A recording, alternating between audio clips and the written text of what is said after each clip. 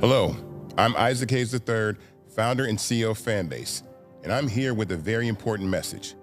We are at a turning point in the Black community where we must have equity in the apps we use that scale to billions of dollars. But this time, we own the infrastructure, we own the culture, and we shape the future. And Fanbase is the future. Fanbase combines the free functionality of Instagram, TikTok, and YouTube into an all-in-one platform built for the evolution of social media and monetization. With over 1.4 million users, that's real proof that we are shifting the conversation of tech ownership and equity for creators. So right now, I want you to go to startengine.com/fanbase and invest today. The minimum to invest is $399. That gets you 60 shares of stock in Fanbase at $665 a share. This marks a turning point in Black ownership of social media. If we don't take this opportunity to own social media right now, we will always be customers to our own creations. And that can't go on. So once again, go to startengine.com/fanbase and invest today. We must own the platforms where our voices live, our stories matter, and where our culture drives the world. Thank you.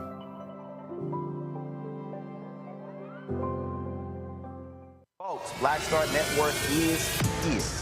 Hold no punches. I'm real revolutionary right now. Support this man, Black media. He makes sure that our stories are told. Thank you for being the voice of Black America, Roland. Stay Black. I love y'all. All momentum we have now, we have to keep this going. The video looks phenomenal. See, there's a difference between Black Star Network and Black-owned media and something like CNN. You can't be Black-owned media and be scared. It's time to be smart. Bring your eyeballs home. You dig?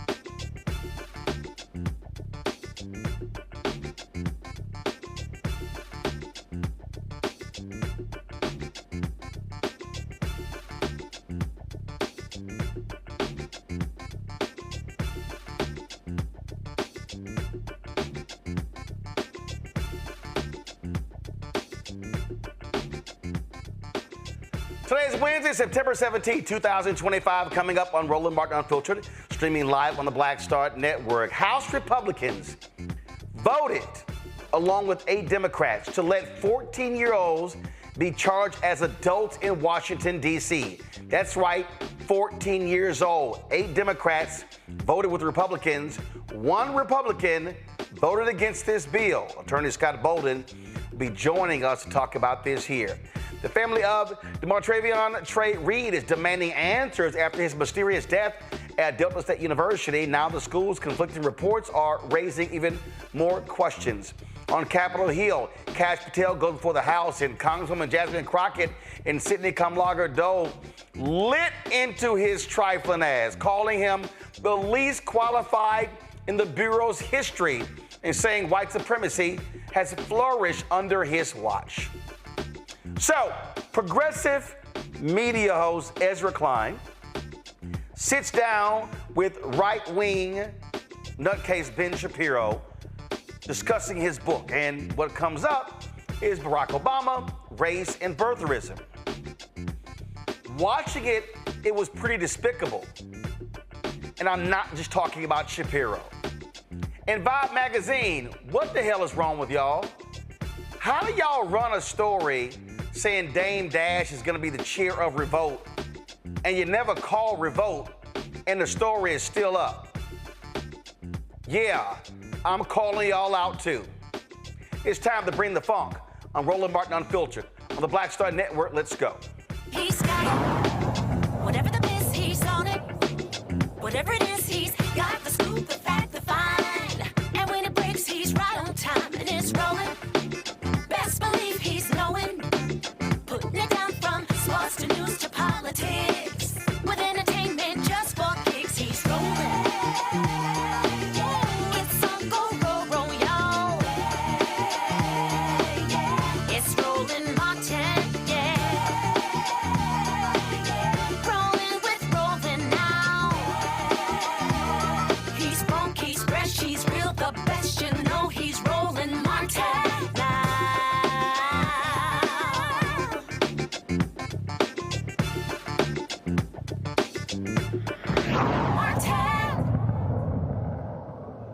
Last night, House Republicans approved a bill that would let 14-year-olds in Washington, D.C. be charged as adults for serious crimes, the lowest age threshold in the region. The move is part of Donald Trump's sweeping effort to toughen what he says, to toughen D.C. crime laws and expand federal power. Here's what is in H.R. 5140, okay?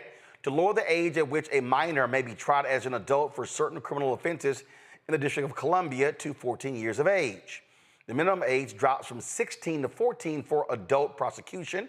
The transfer to criminal court for juveniles is reduced as well, and these changes will apply to any crimes committed after the laws take effect. The legislation will also cap sentencing breaks for youth at 18, broaden police pursuit powers, and give Donald Trump direct authority to appoint Washington, D.C. judges, removing the city's independent nominating commission. Now here's a look at the one Republican who voted no, Kentucky's Thomas Massie. He was a lone GOP dissenter on both the crime and juvenile sentencing bills.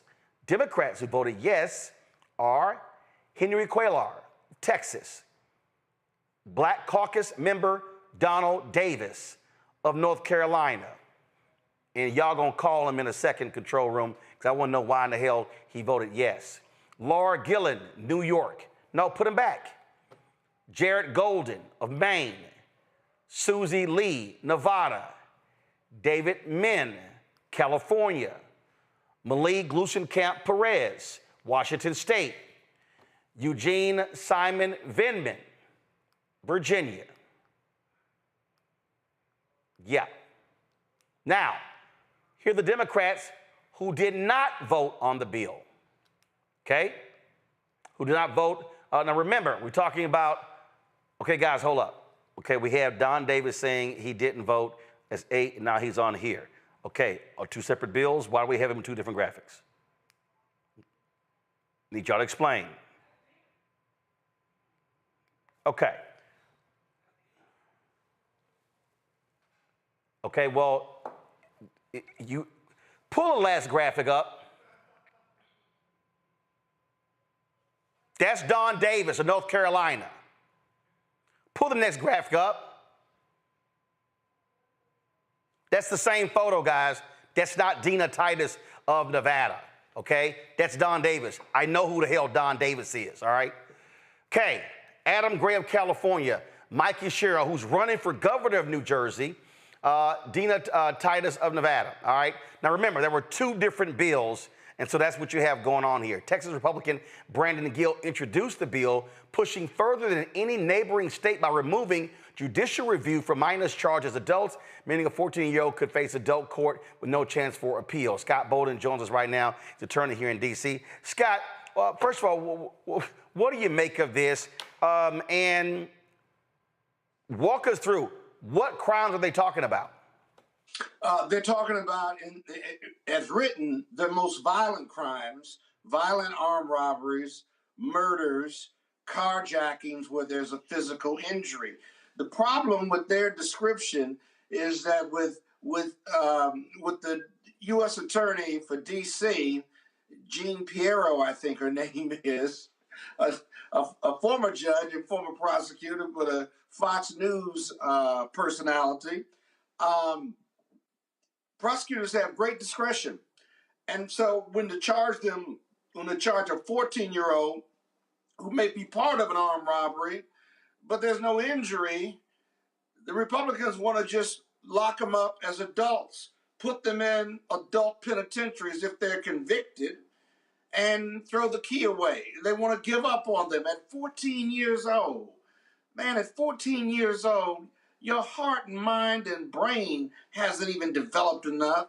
If you're part of the least, the lost, or the left out, we're just not going to give them another chance if they're part of a violent crime, right? And the Youth Offenders Act, the one thing you didn't talk about was that the Youth Offenders Act, they lose these young people. Instead of being able to get a youth offender treatment up to 24, they've reduced that to 18. So now we're going to just lock them up, warehouse them, and throw away the key. We know research, and it's cited by the Washington Post, is the kids who are in juvenile detention are more likely than not to be recidivists than those when you lock them up with adult population. Because when you lock them up with adult population, they become adults real quick, and they learn from adults real quick. And they may be abused by adults real quick. And then when they get out, if they get out, they've got a felony record. It's not private because it's not juvenile.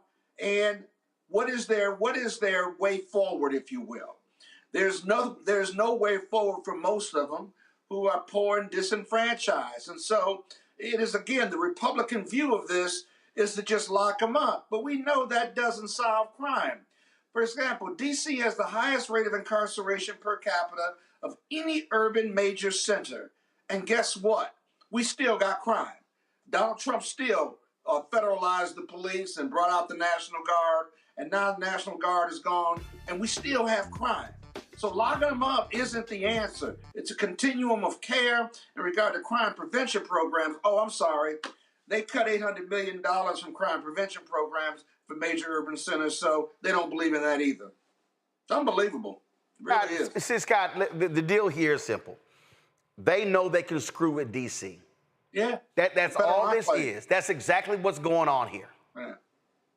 Yeah, no doubt. And because of that, Mayor Muriel Bowser has had to toe the line or thread the needle and what have you. Half the city wants her to fight because, remember, statehood and self-determination is always on the line in D.C. And we've got a lot of it, but we don't have statehood. We don't have a vote in Congress. We don't have U.S. senators. And let me just tell you this. Before you start blaming the Republicans for that, the Democrats have controlled all three houses on at least two occasions, under Barack Obama and under Bill Clinton, and D.C. still didn't get statehood or even greater rights than they should have with Democratic control. So as a former state party chair, I often say, at least we know where the Republicans are. Their vote for hell no. But the Democrats pay lip service to it. They put it in your Democratic platform, but they've done nothing to effectuate it, period.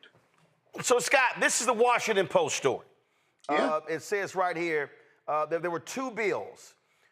31 Democrats joined Republicans in voting to restrict judges from having discretion to dole out lighter sentences to young people. So they have mandatory minimums now. Right. That means the judge has no discretion.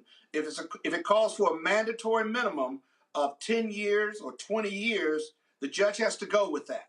Statutorily. So 31 Democrats voted for mandatory minimums. 8 voted alongside Republicans to allow 14-year-olds to be charged as adults. Now, it goes to the Senate where the filibuster requires 60 votes to advance. And then what it says here, the notable Democratic support for at least one of the bills, largely from lawmakers facing competitive re-election races, underscores D.C.'s vulnerability in Congress. And here's the whole deal. Okay, these vulnerable Democrats, but you don't want Washington, D.C. telling y'all what to do in your state. Right. They're in vulnerable states and they want to appear to be hard on crime.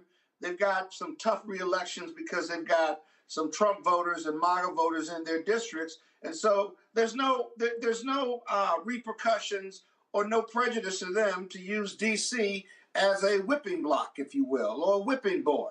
They can vote for this, but they wouldn't vote for it in their own jurisdiction, though. And D.C. historically has always had these elected officials, Senate and Republicans, who experiment with the district with absolutely no voter repercussion. And so whether they're with the CBC or whether they're Hispanic, if they're in a tough re-election, this is an easy vote for them, politically at least. But I got to tell you, when they take away the Attorney General and Trump gets to appoint his own person as Attorney General, because right now the Attorney General is elected, and when he's taken away the D.C. Judicial Commission, which is a commission of judges as well as leading lawyers in D.C. who vet candidates who then go to Norton, Congresswoman Norton, and then go to the White House, right? That's a very important vetting process. You're going to take that away, so now Trump is just going to appoint his people. And so as a result, DC's, at least those who govern and oversight, they're not taking away self-determination or home rule, but they're taking away large parts of it. And I got to tell you, before it's over, why would he stop here with criminal justice? That just happens to be the flavor of the day. By the time within 4 years, why doesn't he just take it? He just takes home rule away, and it sets up a commission to run D.C. like it was before we got home rule, I believe in 1972 and 1976. And so as a result, we're very vulnerable right now. And here's again, what do you say all the time, Roland? Elections matter, voting matters, and America is getting just what she voted for, at least the majority of Americans. It's just unbelievable. He telegraphed what he was going to do. It's all in the 25th Foundation or whatever that 25th piece is, but it's all in there in his campaign. He told them, they voted anyway, And now a lot of people are saying, well, wait, we didn't vote for authoritarianism. Yes, you did. That's exactly what you voted for, or you stayed home and didn't vote. So now we're living those repercussions. And they also, of course, are trying to target the bail system. They want to detain all people before trial who are charged with violent or dangerous crimes while bringing back cash bail in certain cases. And we know that doesn't work because the Johns Hopkins study, when Marilyn Mosby, former client of mine, tried it in Baltimore, Johns Hopkins researched it, looked at the numbers, and said that not prosecuting people for marijuana and prostitution and going without and letting them back on the street with certain programs, they were less likely to not come back to court. They would come back to court. They were less likely to be recidivism and move forward with a cashless bail system or a no bail system. So the research just counters all of these political myths the Republicans tell themselves. They just really do. In fact, the really bad issue is we know that, as the Washington Post cited, young people put into adult penitentiaries are more likely to become recidivists than if they matriculate through the juvenile system, where they have programs to support them, and you got a shot at them if they're 14 or 12 or 10 or 16. This process that we're about to go through with the Republicans is inhumane, if you ask me. They just don't care, and they're going to warehouse them, and they're going to come out of jail and more than likely commit more crimes. Take that, Republicans. That's your crime prevention policy. It's a failure. It's dead on arrival. All right, Scott Bolden. We'll see what happens in the United States Senate. All right, man. Thanks a bunch. Pray for our people. Pray for our people. Indeed, indeed. All right, folks, got to go to a break. We'll be right back. Roland Martin Unfiltered on the Black Star Network. Black Star Network, what's happening? It's your man, Kim.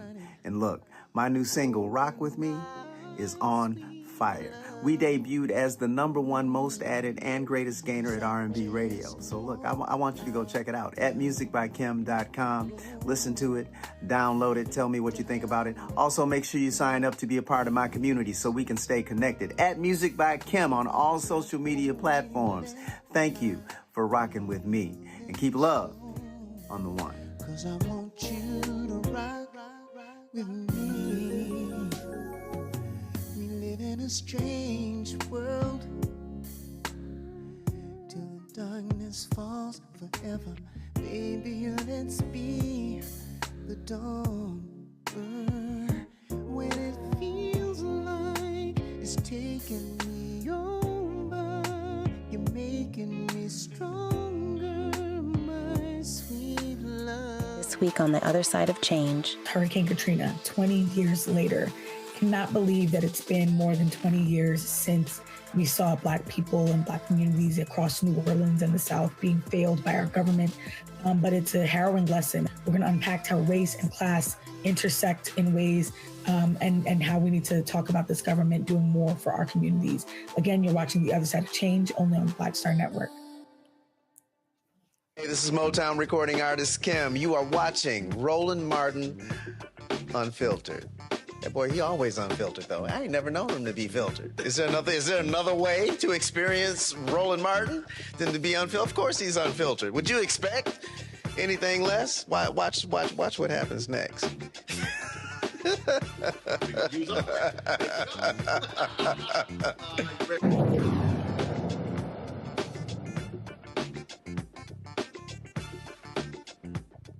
Let's go to our panel. Andrew Clark, attorney, managing partner, District Legal Group out of D.C. Rebecca Carruthers, president and CEO, Fair Election Center out of D.C. Raven Schwam Curtis, content creator, keynote speaker out of Chicago. Andrew, I'll start with you. Listen, Republicans don't care. They do not care about recidivism. They do not care about rehabilitation. All they care about is lock them up, throw away the key. They don't care. So they don't give a damn who they throw in jail. It's all about we're tough. But then they don't want to even pay for stuff. It shows you how insane these people are. Yeah, for them to decide that now they're going to include the age bracket of 14 to 16-year-olds in possible adult crimes is insane, given the fact that they've cut DC's budget by $1 billion. I have heard nothing about what's going to be the plan for the fact that there will be this influx of cases in adult court, what they're going to do about possibly housing more juveniles that are going to be charged by adults. Because let's be honest, Jean Pirro has made it absolutely clear from the beginning that she wants to target the youth in DC. Now, I know a lot has been made about the curfew, but that's where it started, right? DC does not have safe places for youth to go at night. I grew up in New York, and I had places like the mall. I had places to go and ride rides, to play games. These youth do not have that. And those that are not just sitting at home playing video games, but they want to be out and be social, they don't have a place to do that right now, not safely. So instead of investing resources in that for DC youth, they're choosing to prosecute them and to place them in jail at a very vulnerable time in their life. And this is just wrong. It is. And Rebecca, I mean, what we're dealing with individuals who do not give a damn about young black youth. They don't want to actually fund the very things that can deal with crime. Their philosophy with everything is prison, prison, and more prison. So a few things, Roland. For the audience to know that there are no federal prisons inside of the District of Columbia. So what that means is if you are sentenced to prison time and you are a DC resident, you are shipped across the country in various states into the federal prisons that are in those particular states. And something to note, especially under the administration that we're in, is that if you are a for-profit prison, and you are trying to increase revenue and you are trying to be profitable, there's only two ways in business that you could be profitable. You either have to increase revenue or you have to decrease cost. Ultimately, you choose to increase revenue and decrease costs at the same time to make as much profit as possible. So when we're talking about for-profit prisons, what that means is in order to increase profit, that means more people have to be locked up. To continue to increase profit year over year, that means every single year, more people have to get exceedingly locked up compared to the previous year. So when you have different diversion programs, which is intended to decrease the number of people in prison going into the penal system, guess what? That is the antithesis of for-profit prisons. I understand under President Biden, there was a move to remove for-profit prisons on the federal level. However, we're under a different administration that's putting profit over people. Of course, this is how Fox News always spins these things, Raven. This is the headline. Dozens of House Dems vote against crackdown on DC youth crime after Trump backs off Capitol Police. The bills were led by Representative Byron Donalds and Brandon Gill, respectively. My goodness. I mean, the spin is just so deeply nefarious, I think, especially in a moment where Republicans have been fighting tooth and nail for the pedophiles in the Epstein files not to be held to account, right? So y'all are fighting to protect pedophiles, but you don't want to protect children. You don't want to give children who have been caught up in a bad situation, likely because they've been under-resourced, to have recourse for that. It's just deeply, deeply harmful in terms of an approach to crime and how we address that in a way that's meaningful and addresses the root source. I also want to talk about Texas Republican Brandon Gill specifically, because he brought this bill, for consideration. And I just find it very rich because this individual was just in trouble for breaking the law himself, for not disclosing $500,000 in cryptocurrency that he purchased, which he was required to disclose by a certain deadline under the Stock Act. So, it's really just funny to me. It's always, not for me, but always for thee, right? The rules don't apply to them, but they apply to us tenfold, 20-fold, 30-fold. The last thing I think is really important to name here is the point about Trump being able to appoint judges, right? So we know that he's been complaining nonstop about these quote unquote woke judges, which is essentially his way of saying that judges are not making decisions aligned with his personal agenda. to me, this feels like a more direct pathway for him to enact his authoritarianism, right? So now he doesn't have to go through the process of things like where the LA judge said that ICE was running operations that were unconstitutional, and then having to essentially cut that off at the knees with the Supreme Court, that higher court decision negating that lower court decision. Now he can just go directly and choose the judges himself. So this is really about consolidating power, criminalizing Black and brown people, and doing so unapologetically.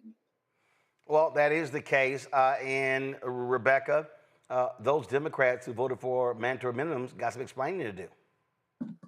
Absolutely. And even if you felt like you were going to be in a contentious election next year, guess what? It is September 2025. That means you have 14 months to go knock on doors and explain to people why you decided to make sure that DC actually have rights that matter, to make sure that you weren't going to lock up 14-year-old children in these federal prisons with general population. And something that you mentioned earlier, Roland, is that and even Scott mentioned, it's the harm that happens when you have a 14-year-old in general pop with adults. I think Scott was very kind with how he said, oh, these kids will be attacked. But let's say what it is. These kids will be raped repeatedly over and over. These kids will also become hardened criminals that these particular folks on the Hill are claiming that they are already, and they are not. Their brains aren't fully developed. They're not fully formed, and there's still time to do intervention to make sure they don't go down that path. But something that I saw in the comments that I want to lift up, when you are putting young people, when you're putting minors into a federal penal system, someone said, you know what, that's preparing these young bodies for free slave labor. And that's what it appears is what's happening here. So I want to do this here. So the bill that dealt with, it was, again, there are two bills, okay? So HR 4922 is called the DC Crime Act. This is the one that passed 240 to 179. So I want to walk y'all through. So there was 0 present, 13 did not vote, okay? 13 did not vote. I wonder why they didn't vote. Okay, but let's go through here. So let's see here. So what I'm looking for are the Democrats who voted yay for this bill, okay? So you see if the first one, Adams, North Carolina, no. Aguilar, California, no. Amo, Rhode Island, no. Then you get to Arizona. Auchincloss, out of Democrat from Massachusetts, voted yes. Let's see here. Let's see, we can find. And so these are all the folks who voted and how they voted. So, looking for the folks who voted yes. Okay, nay, nay, nay. More Democrats who voted nay. Nay, nay, nay. Let's see here. Clyburn voted no. Conaway, New Jersey, yes. Correa, California, yes. Costa, California, yes.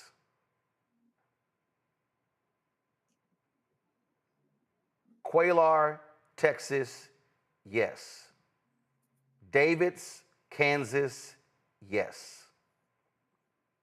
Again, Congressional Black Caucus member Don Davis, North Carolina, yes.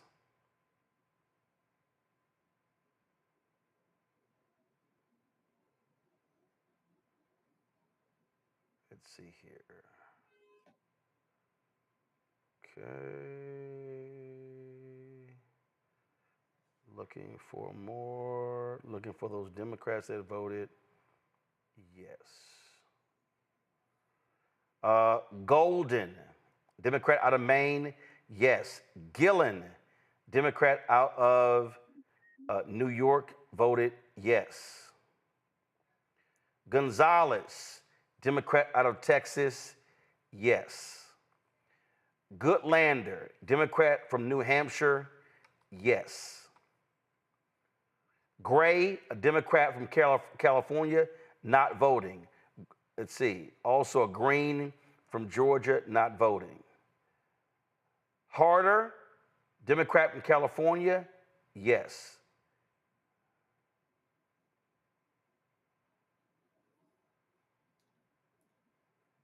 Let's see here. Looking for more Democrats who voted.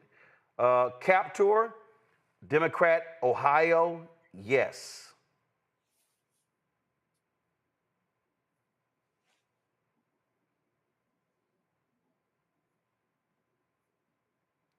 Lee, Democrat, Nevada, yes.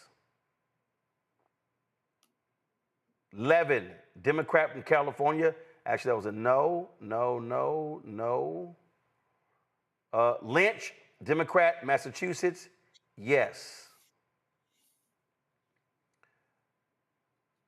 Mannion, Democrat from New York, yes.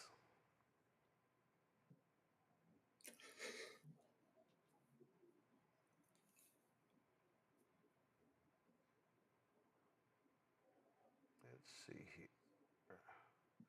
Min, Democrat from California, yes. Moskowitz, Democrat, Florida, yes.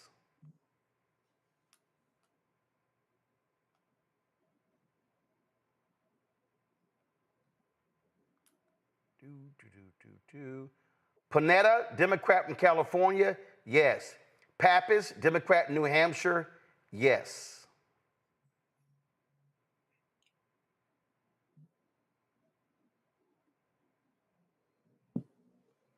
Riley, Democrat from New York, yes.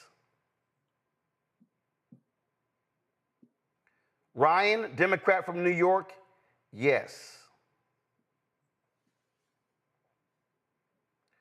Schreier, Democrat from Washington State, yes.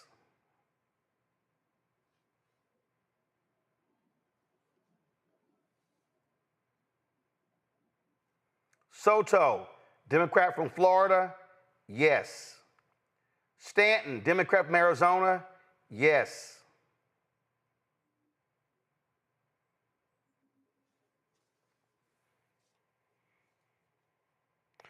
Titus, Democrat from Nevada, not voting.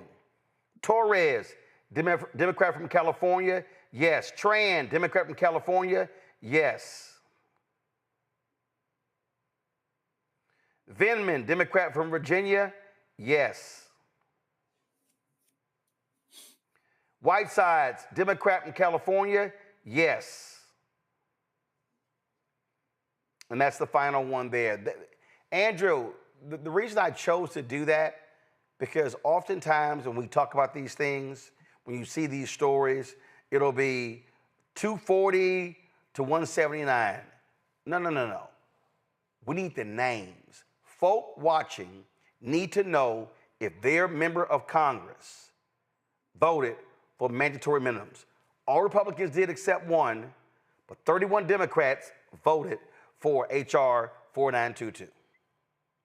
Yeah, and anyone that knows anything about criminal, how hard everyone worked on criminal justice reform, especially during the George Floyd era, knows how destructive mandatory minimums are to not only the defendants, but their families, and gives them zero hope of rehabilitation and gives judges zero discretion to actually look at who the person is. So it's important for everyone, really, it's public knowledge. You just pulled up a website where it's public knowledge to know where their representative is voting, because you're right. When that issue comes to New York and that issue comes to California, you already know that these people that have major influence in those regions and in those areas are going to be making decisions that are not going to be beneficial to the people that they're governing. Absolutely. And Rebecca, bottom line is we should know those names. People should be aware. And to your point, they have to defend it, and they got to be called out on it. Yeah, this is what it means for accountability. Step one is you vote for people, you vote for the candidate of your choice. Step two, you monitor and you see exactly what it is that they're doing. Step three, if you disagree with the choices and the votes that they're taking in their legislative body, then you hold them accountable. You hold them accountable by making appointments or showing up to their office, by placing phone calls, by doing letter writing campaigns when they have a town hall, if they have a town hall, showing up and expressing your displeasure. The fourth tactic here is if you see that there are a series of votes that you disagree with, that you think is harmful, that is anti the reason why you voted for your particular candidate of choice, then you mobilize your friends and neighbors and other like-minded people who also share that same thought. That is how you hold elected officials accountable. Just voting or deciding not to vote the next time isn't enough, but there's that in-between time during the governance, during the legislative sessions. That's when you have to express your content or your miscontent on what's happening with your particular elected official. Raven? Absolutely. To build on what's already been said, I think this is really what distinguishes us between MAGA, right? MAGA is a cult. They fall in line. They do what they're told they're supposed to do. We hold our people to account. When folks really meet the mark, we give them their flowers. And when they fail to meet the mark, we hold them accountable. We demand better. We demand answers. We demand change. And if we don't see that, then folks are going to get voted out. So I think really just to hone in on what's already been shared, that accountability piece is really paramount here. And these electeds need to be able to answer for their decisions because this was a really poor one. Absolutely. All right, folks, got to go to a break. We'll be right back. More on Roland Martin Unfiltered, including progressive Ezra Klein sitting down with right-wing ideologue, nutcase Ben Shapiro. And Shapiro talks about what caused the right to really lose it when it came to Obama. And of course, it all had to do with race. Shocker. Folks, support the work that we do. Join our Bring the Funk fan club. Your dollars make it possible for us to cover the stories that are really important to center African Americans.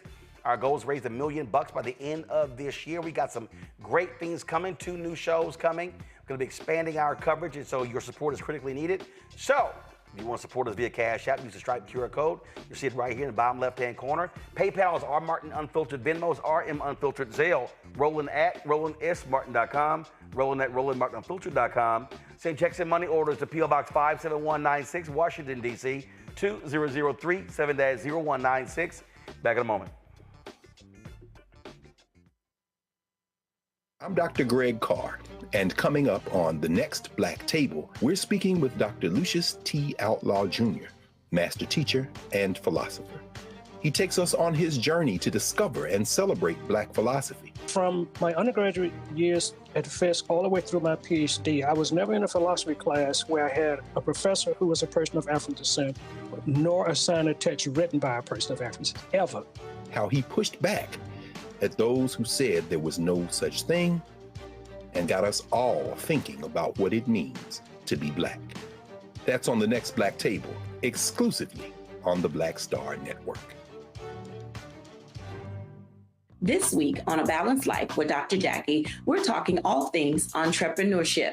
Whether you want to jump right in, take a leap of faith, or you've just been thinking about it for a while, we're having a one-on-one candid conversation with Dr. Tierney, our level up coach and YouTuber of the amazing Hey Sugar. So let's talk about entrepreneurship. Before you jump out here, know that it is some work that goes into it. And not necessarily the work in the business itself, but some inner work. That's this week on A Balanced Life with Dr. Jackie on Black Star Network.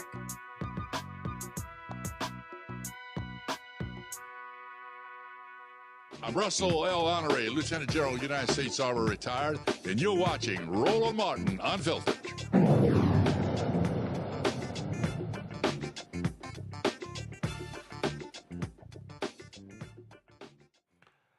Folks, the mysterious death of Demartravion Trey Reed has taken a new turn after the Reed's family attorney says the university gave the family a conflicting account of how his body was found.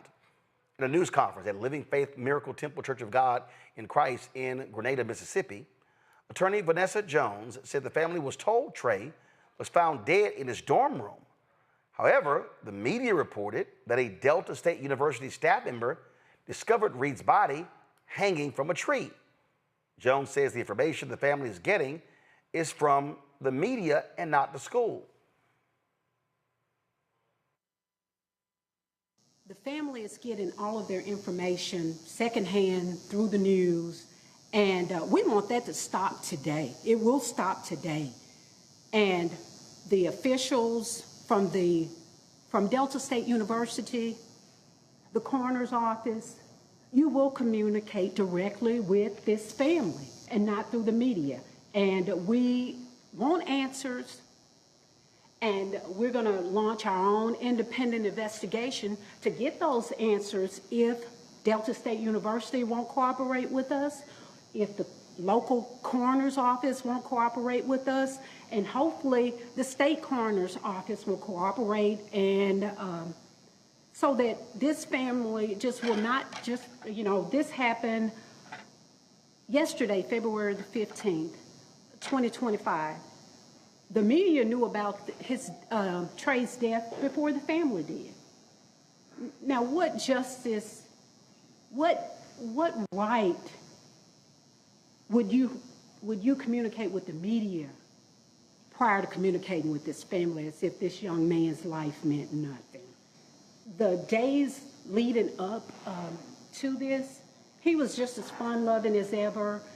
We recently had Grenada Day here in Grenada. He was here with his family, and he was joyful and loving as ever. And that's what he's been remembered for being a joyful, loving young man.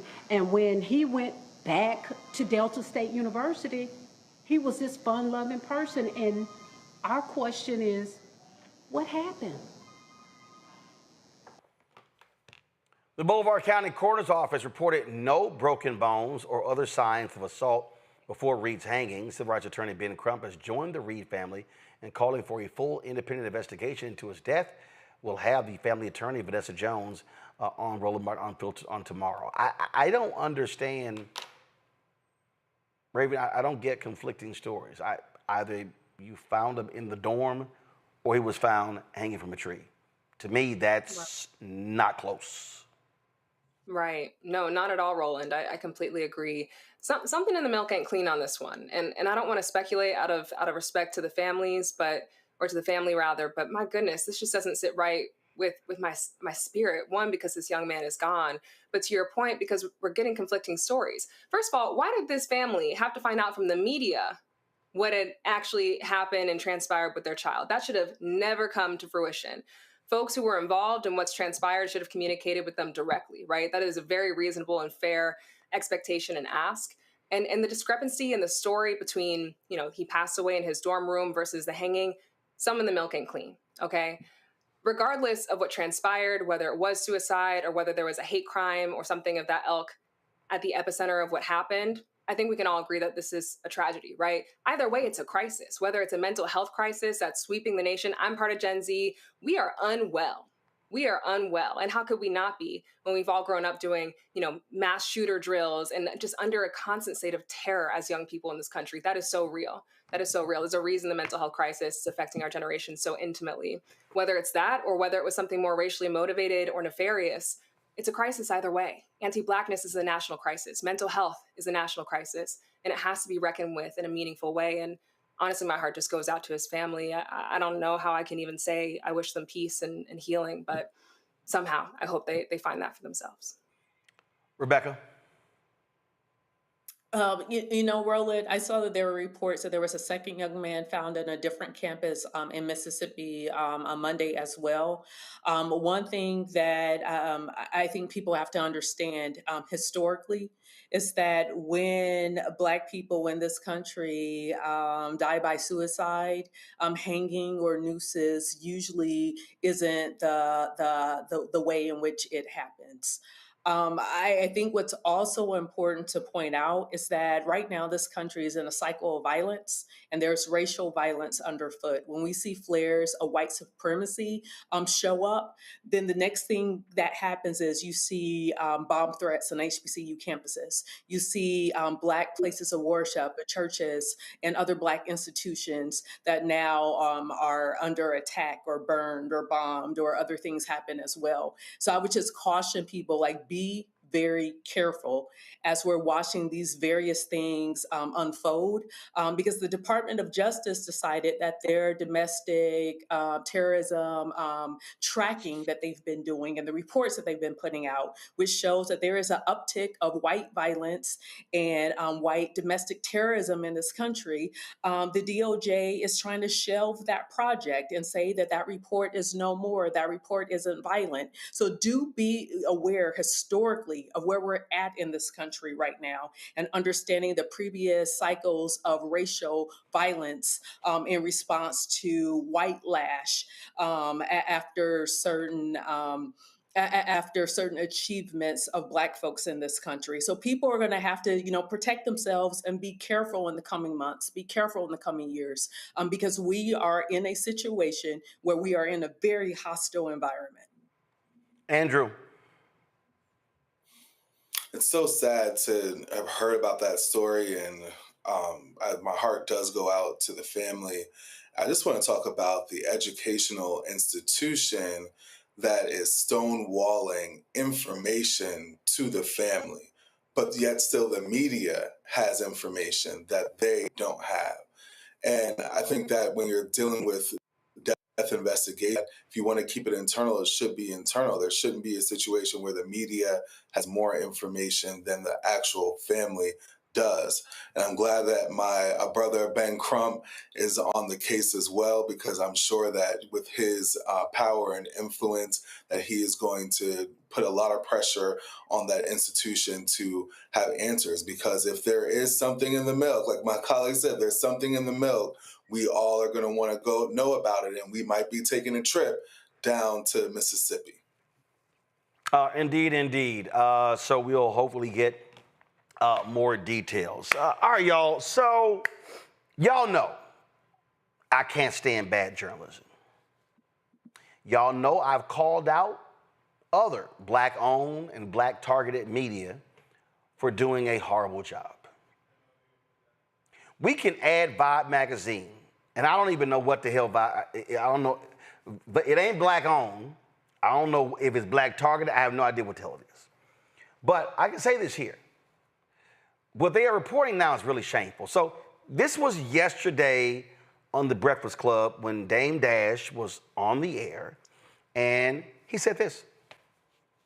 So every time I was launching something with my family office, he sent a letter saying that, I'd owe the money, but it was my family office, but it muddies the waters.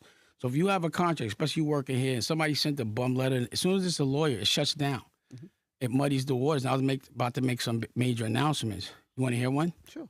I'm now the chairman of Revolt right now, and I also I have 15. You don't deserve to be the chairman of Revolt. I got you. So I'm now the chairman of Revolt with a pathway. Again, you see, because he wants to trigger me, and I want you to acknowledge that. So I'm now Cam's boss, the chairman of Revolt with a pathway to acquisition. I've been trying to buy Revolt. How do we know this is not Cap? We didn't see this on Deadline. Can you stop yelling? Can you stop interrupting me, please? So Deadline didn't make the announcement for this particular situation. They didn't want to. I had an announcement I was going to make with BT, but Paramount stepped in and they said do it later. And they didn't want to be a part of this mess. But it will be in something. This gets played tomorrow, so the announcement will be in the trades tomorrow. Mm-hmm. So I've been trying to buy Revolt, and I also just did a 25-episode deal for my podcast for Bosses Take Losses, and I'm putting all my content on Revolt. Dope. Yes, so that I can see how to monetize. I have to put together a certain kind of a plan for acquisition. So in the next 30 days, I'm gonna just be a real chairman and play all these movies, and then I'm going to hopefully I'll stay the chairman, but I got to go make movies. Somebody would say how? How would you buy Revolt? Why wouldn't you say congratulations? We did say congratulations. Oh, you don't seem excited. Dope, congratulations. You have to understand something. I'm waiting for it to come out in Deadline. Let me finish. I'll really be like, yo, I reposted. Right. But somebody would say, well, now you're going to be Mr. Research, but you asking me why 50 Cent, but you guys got fooled. But you're here Wait, let me finish. Real quick. I'm announcing. Okay, so here's the issue that I have here. Okay, so he goes on and says that he's the chair. Vibe publishes it. Does Vibe call revote? Nope. Does Vibe confirm the story with revote? Nope. Vibe still has the story up. Even though Demartravion Samuels, who is the revote CEO, literally says,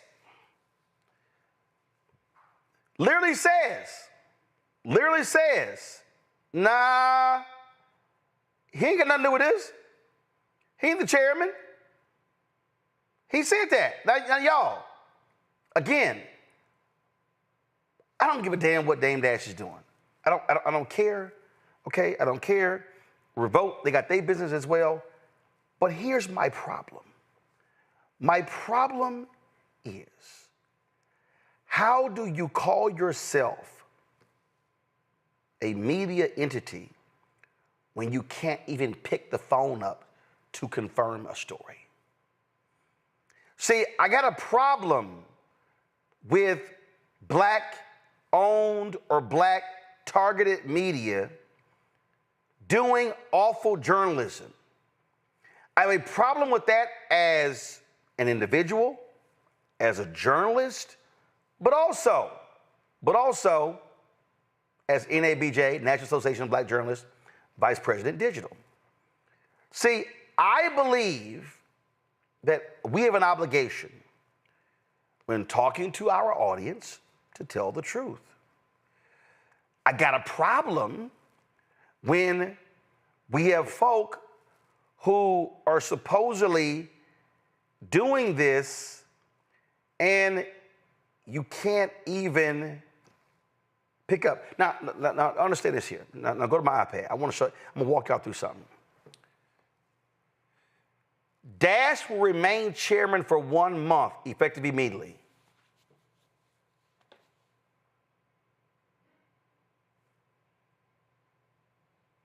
I've written business stories. In fact, when I was writing, when BET was sold, I was one of the folks who was on top of that and wrote stories for Deadline.com on that whole deal.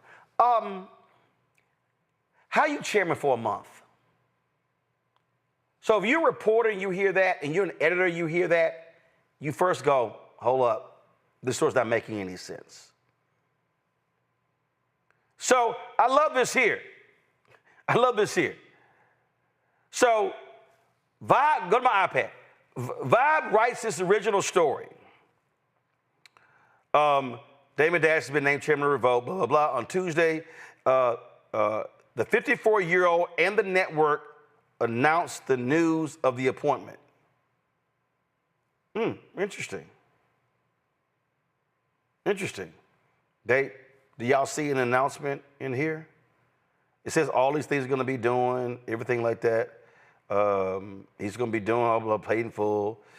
Okay, all those things. Okay, I got it. All right, so, okay.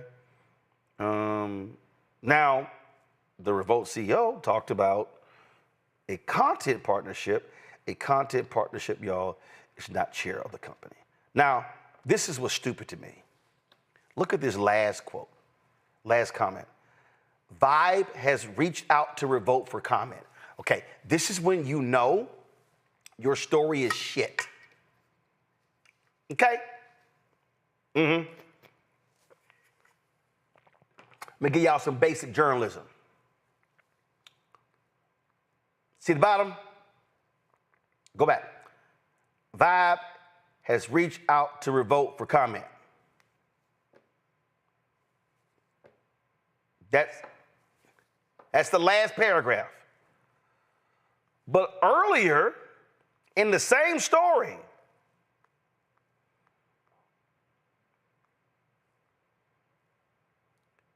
it said, this is the second paragraph. On Tuesday, the 54-year-old and the network announced news of the appointment.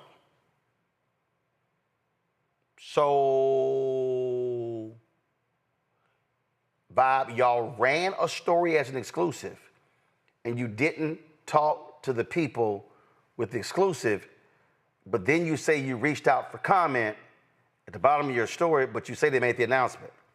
Okay, got it. Okay. Where was the announcement made? Is there a press release? Is there video, whatever? Okay, now here's what makes matters worse. 6:35 p.m. Eastern, this is yesterday. A statement released via TSR indicates that a deal between Damon Dash and Revolt TV has not been confirmed despite discussions of potential collaboration. Dash, however, remains adamant that his interim position with Revolt TV is legitimate. More to come. Let's stop right there. Let's stop right there.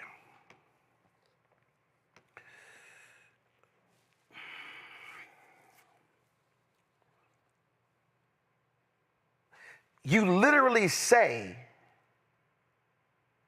a statement released via TSR indicates that a deal, listen y'all, that a deal between Damon Dash and Revolt TV has not been confirmed despite discussions of potential collaboration. Y'all, discussions of a potential collaboration and confirmation of a deal ain't the same. It's not the same.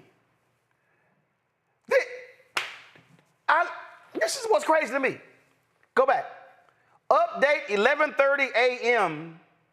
Vibe has reached out to Demartravion Samuels, CEO of Revolt, regarding reports by the Shade Room and the Breakfast Club alleging that a quote attributed to Samuels that was provided by Lord have mercy, y'all.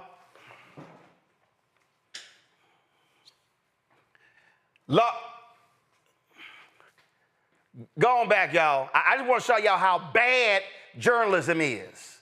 Who the hell is this writer, and who the hell is the fucking editor over at Vibe? Vibe has reached out to Demartravion Samuels, the CEO of Revolt, regarding reports by the Shade Room and the Breakfast Club alleging that a quote attributed to Samuels that was provided to Vibe by Dash's public relations team is fabricated. Samuels has yet to respond to our requests for comment. Dash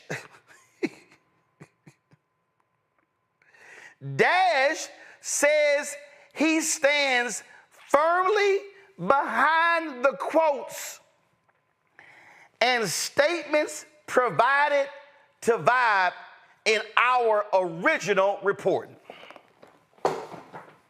So let y'all. So Vibe writes a story that comes from Dame that has a quote from the Revolt CEO from Dame, and Vibe types it up and then says at the bottom, we tried to reach Revolt, but at the top of the page, they call this an exclusive. Let me tell y'all what this is. It's an exclusive press release. How do you say somebody is chairman of a company and you never talk to the company, and then your ass write a story with quotes that come from somebody else? And let me just go ahead and do this right now.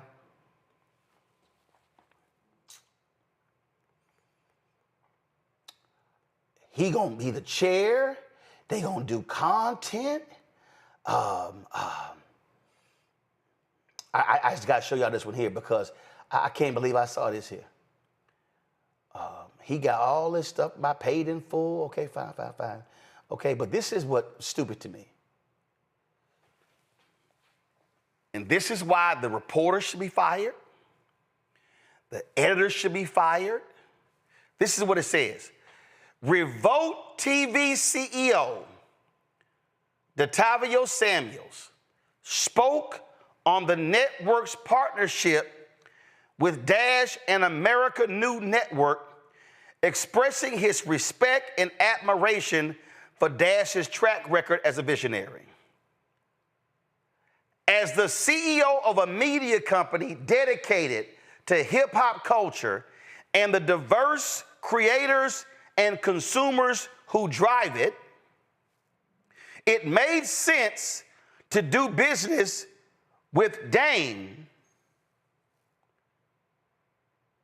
Samuel said in a statement.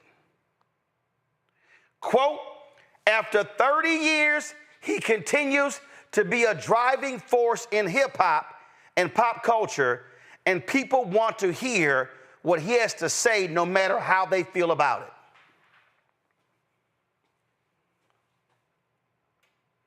When you say somebody said in a statement, that means your ass got a copy of the statement.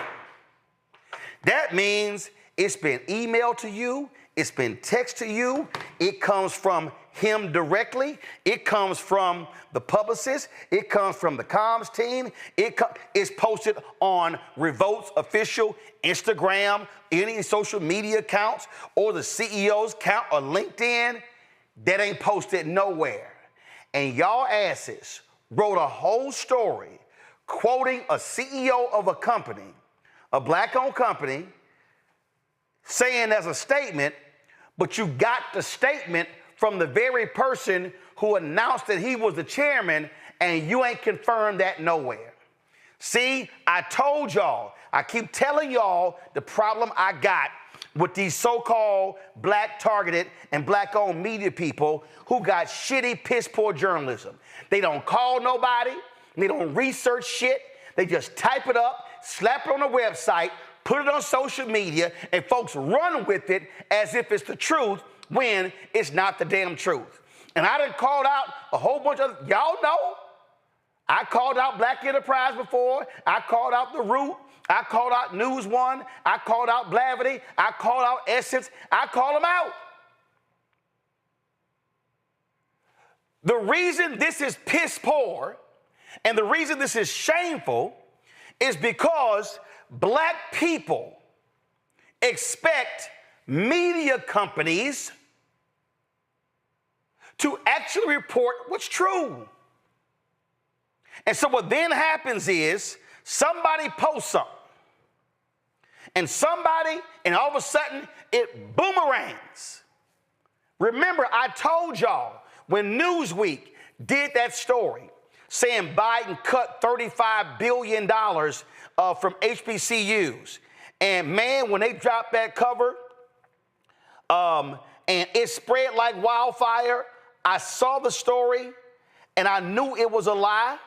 And there were several prominent African Americans who reposted that cover story, mad, pissed off. And I called them, I said, take that bullshit down because Newsweek is lying. Newsweek got the reporting wrong. NBC News got the reporting wrong. See, y'all, do y'all now understand why we're trying to build something bigger? Do y'all understand that we are literally completely reformatting BlackStarNetwork.com to be a news portal? Do y'all understand why when I'm talking about contributing? Because we want to hire real damn journalists who know how to pick the phone up, who know how to research.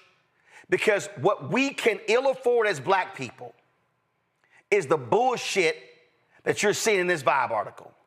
What we can ill afford are seeing black-owned or black-targeted outlets rewriting the stories of white media and slapping their bylines on it, and then you read it thinking, oh, this must be true. No, I've made perfectly clear in my entire career that, listen, most of the stuff that mainstream white media focus on, I don't give a damn about. But I've always said this here, what they never gonna do is out-black me. And if I have to sit here and pick the phone, see, y'all understand, I've done this numerous times. I've seen a story, and I go, that don't smell good. That don't seem right. Let me call the person. Now, luckily, because of who I am in my career, I have relations where I can call a lot. Most people are on their cell phone. But if I ain't got their cell phone, the first thing I'm gonna do is call the office. I'm gonna call the office. Then I can't reach them, I'm gonna call I don't call the publicist or the cons first, I call the office first. I'm gonna make 10 calls to get to the truth. And y'all, it's stuff like this, when these stories get published and black people see it, and I know somebody's sitting here going, damn, Ro, this ain't no big ass deal. Don't nobody care about Dame Dash or whatever. Y'all missing the whole point. The point is, this is a media outlet that wrote a story based on a lie that got the reporting from one person, the person who's supposedly the chair. Anybody, if somebody came to me with these basic facts, this is what Roland would say. Dame Dash, you're gonna be the chair of Revolt? How are you gonna be the chair of Revolt when Revolt actually was purchased by the employees? Oh, you didn't really know that. Yeah, Diddy's stake in Revolt was purchased, became an employee buyout. Yeah, I know that because I covered it. In fact, I was aware of the negotiations. If I told y'all who I was talking to, y'all would understand. I was fully aware of the sale as it was happening. I didn't report it because my sources asked me not to, but I knew what was going on. So the first thing, if you have an employee purchase of a company, how you gonna bring somebody as chairman who ain't got no equity stake in the company? I can tell y'all right now, I know the people who were bidding to buy Revolt. Dame Dash wasn't one of them. Not even close. Again, if you were a journalist, you would know these things. But some very basic fundamental things here. A source gives you a statement about them becoming chairman of a company, and the same source gives you a statement with the quote from the CEO of the company, and you as the reporter and the media company, you never think to call the company to confirm the news before you publish it. So you rush to publish it and slap exclusive on it, and you ain't confirmed nothing. And then you put at the bottom of the story, Vibe call, revolt for comment. This is a massive failure top to bottom. It's a failure on the part of the reporter. It's a failure on the part of the editors. It's a failure on the part of the CEO, whoever the hell that is with Vibe. But this is the problem that I have, that forget that this story about Revolt and Dame Dash. What happens if this is now a political story, or a voting rights story, or a criminal justice reform story, or a black business story? And I've seen this. Washington Post did a story saying that Bob Bland, Tamika Mallory, Carmen Perez, Linda Sarsour were being run out of the Women's March. No, they weren't. They had term limitations. So they weren't kicked off the board. But you know what happened?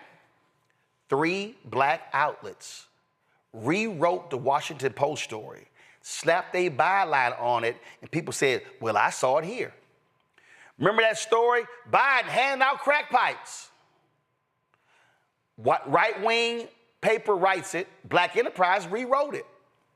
I hit the Black Enterprise, people say, what the hell y'all doing? It's a bullshit story. Fact check. We as black people, when we know about misinformation and disinformation, what we cannot allow is for our media entities to literally do the exact same thing.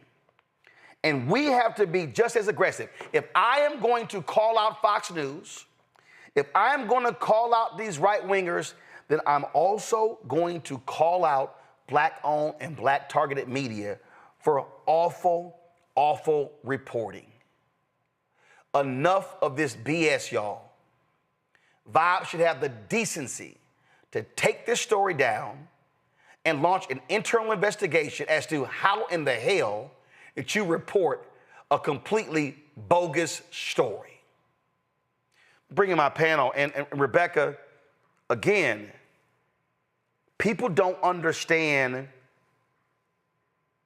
the gravity of this and why it pisses me off, because we've witnessed this happen numerous times, and black folks run with it, and once that lie boomerangs around, is hell trying to stop it.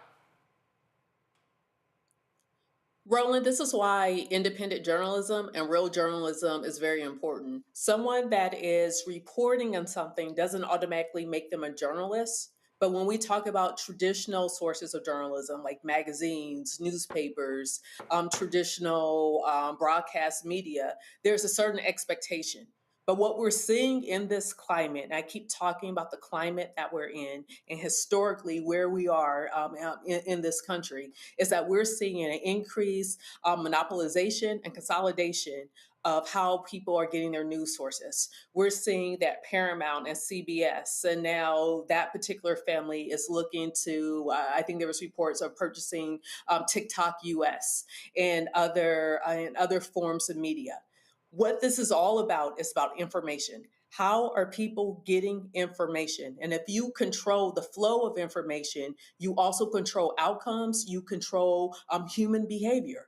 Because when you look at information that's reported, that then impacts how people are going to move about that day. So here's an example. If I'm driving in my car, I'm listening to a traffic report or the weather report, and they're telling me, hey, there's getting ready to be a big storm, get off of 95, go somewhere else because traffic's going to get backed up. Guess what I'm going to do immediately? I'm going to change my behavior, and I'm going to do something different based upon that report.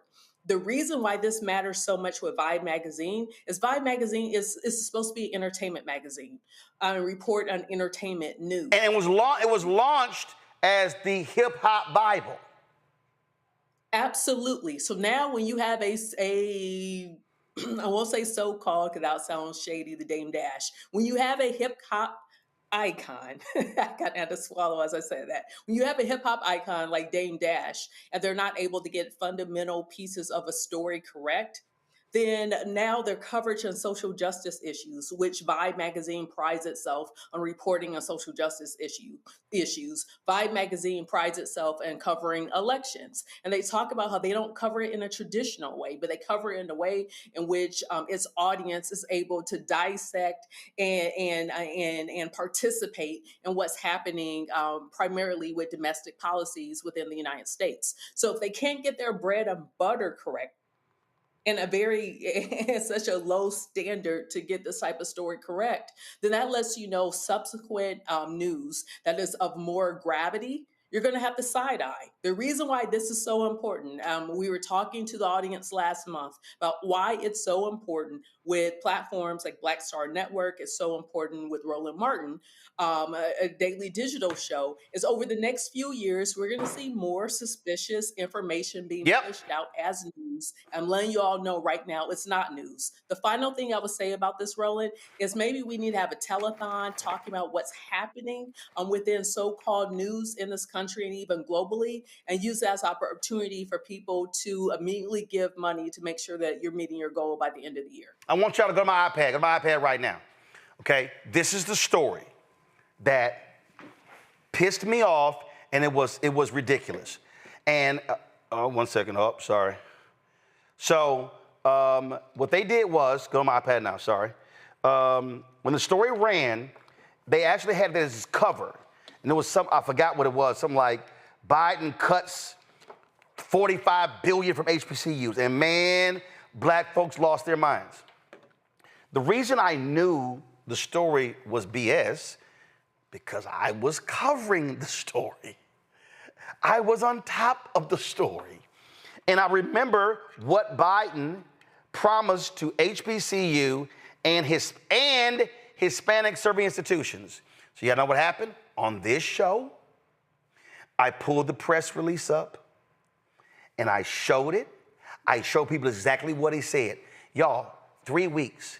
We did numerous stories, Andrew, 3 weeks, because that one Newsweek story, NBC News, did something talking to 3 HBCU students, and I blasted that reporter for her shameful reporting as well, because she didn't have the facts. The students didn't have the facts. And all these black folks, and this wasn't about you're trying to cover for Biden Harris. No, it was the facts. And that's my problem. That's what pisses me off.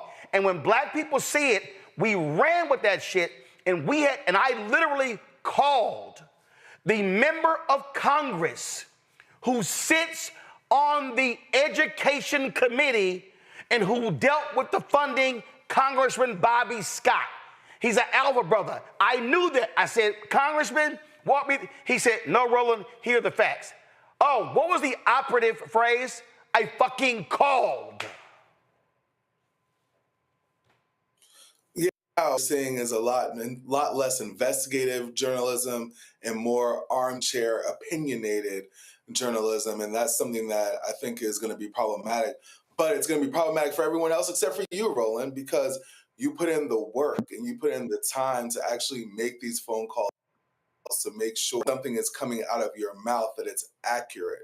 And that's what's going to be important going forward, because as Americans, and especially Black Americans, you really only got one time with us, right? Now, Vibe magazine has made a mistake that reporters should be fired, because typically in a major magazine or a major, if you just miss the mark just a little bit on the facts in your reporting, you typically are fired or let go. That reporter should be fired, but it also forces us to seek out publications that have a higher standard of reporting and investigation, because we want the facts. We want the neutral journalism. We want our journalists to have made those 10, 15 phone calls, talk to the source. And now, right now, Roland, you're in a unique position where you've been around for so long that you are the source, right? You are the person that is going to be able to pick up and call the important person and go to the source of what the information is without any, in between or hearing from this person's assistant. You're going to be able to. So we got to support networks just like you right now. You're very unique because you're one of one, and I'm proud to be a part of this movement.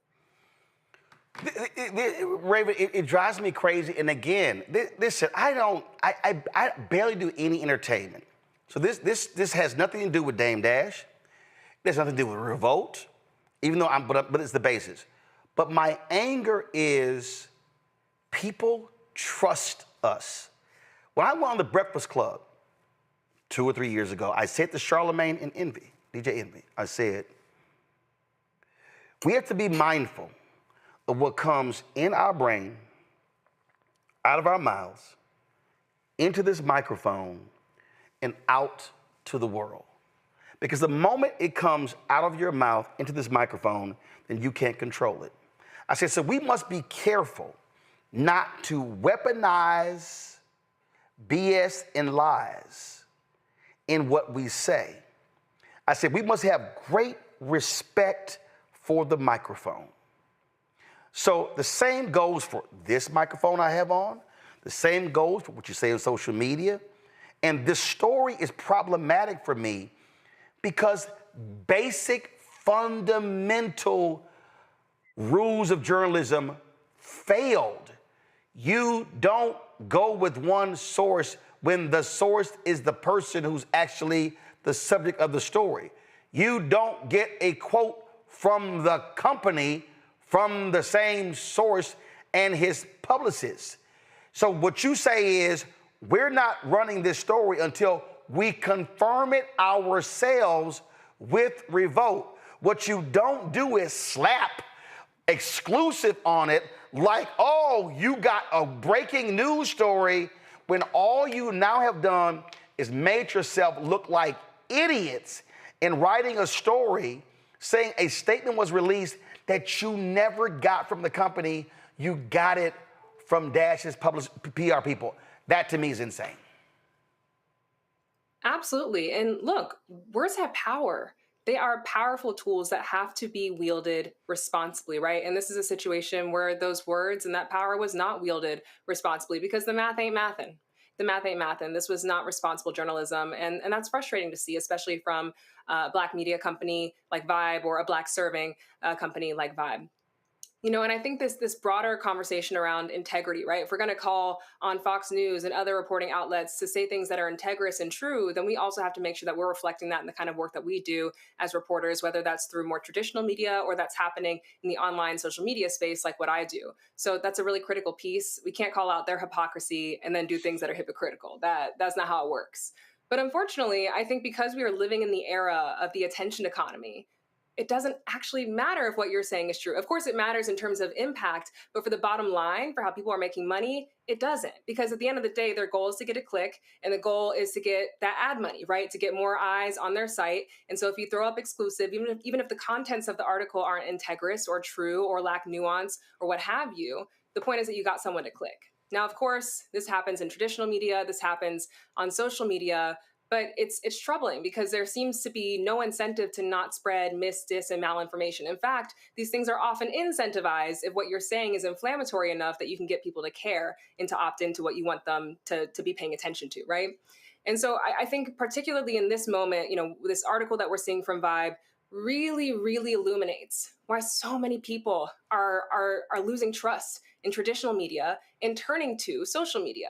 Now, again, to be clear, mis, dis, malinformation exists everywhere, traditional media and social media. Right. But I think these names like the Washington Post and New York Times that are supposed to be trusted, these continual and like recurring incidents of that trust being broken, of poor reporting, of this bad information being shared and circulated on a wide scale that actually genuinely causes harm to people, they don't trust traditional media anymore, right? So they're turning to people like me, which has its pros and has its cons. So, you know, really what I think is at the epicenter of this conversation is how critical it is that, one, folks know how to read and research, critical skills. AI overview is not researching. And media literacy. Folks have to be able to identify when what they're consuming is credible information and when it's not. And unfortunately, these are skills that so many folks are just fundamentally lacking. So you know what? I don't know who the hell Brooks Education is. This person follows me on Instagram. And I posted about the Vibe thing, and this person goes, there's other things to talk about, Roland. Let's never bring our own people down, especially if it doesn't help anyone do anything. Can someone please follow up? Can someone follow up with Trey Reed's family, please? Well, Brooke, how about you watch this damn show? See, Brooks, you decide to post on a public page, so you get called out publicly. See, when you say silly shit like this here, oh, there are so many other things that we can talk about.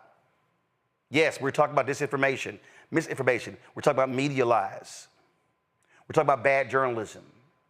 And you got a problem with that? Oh, let's talk about Trey Reed's family. The attorney's going to be on the show tomorrow, Brooks. See how that works? Brooks, I'm explaining to you what journalists do. First of all, we multitask. We cover different subjects. We also email, text, DM, call, do all we can. Because this is a journalism-led show. Brooks, so let me be real clear with you. I'm not a media personality. I'm not a celebrity. I'm not a content creator. I'm a journalist, Brooks. A journalist. A BS in journalism. Graduate of Jack Yates High School, Magnet School of Communications. Reporter, Austin American-Statesman, Fort Worth Star-Telegram. News director, KKDA Radio and morning anchor. Managing editor, Dallas Weekly. Managing editor, Houston Defender. Managing editor, Chicago Defender. contributing editor, Essence, writing for Ebony, produced for major broadcasting cable network, host of 2 shows on TV One, 6 years at CNN. I can run everything else down, Brooks. Numerous awards, 4 halls of fame. So here's my suggestion, Brooks. In reading your bio, you're an educator and a talent manager. Stay in your lane, because I'm in mine. Going to a break, we come back. Some breaking news we'll cover for you. ABC is suspending Jimmy Kimmel over what's happened with Charlie Kirk. We're going to show you that next. You're watching Roland Martin Unfiltered on the Black Star Network. Black Star Network, what's happening? It's your man, Kim. And look, my new single, Rock With Me, is on fire. We debuted as the #1 most added and greatest gainer at R&B radio. So look, I want you to go check it out at musicbykim.com. Listen to it, download it, tell me what you think about it. Also, make sure you sign up to be a part of my community so we can stay connected. At Music by Kim on all social media platforms. Thank you for rocking with me. And keep love on the one. 'Cause I want you to rock with me. We live in a strange world till the darkness falls forever. Baby, let's be the dawn. When it feels like it's taking me over, you're making me stronger, my sweet love. This is Tamala Mann. And this is David Mann. And you're watching Roland Martin Unfiltered.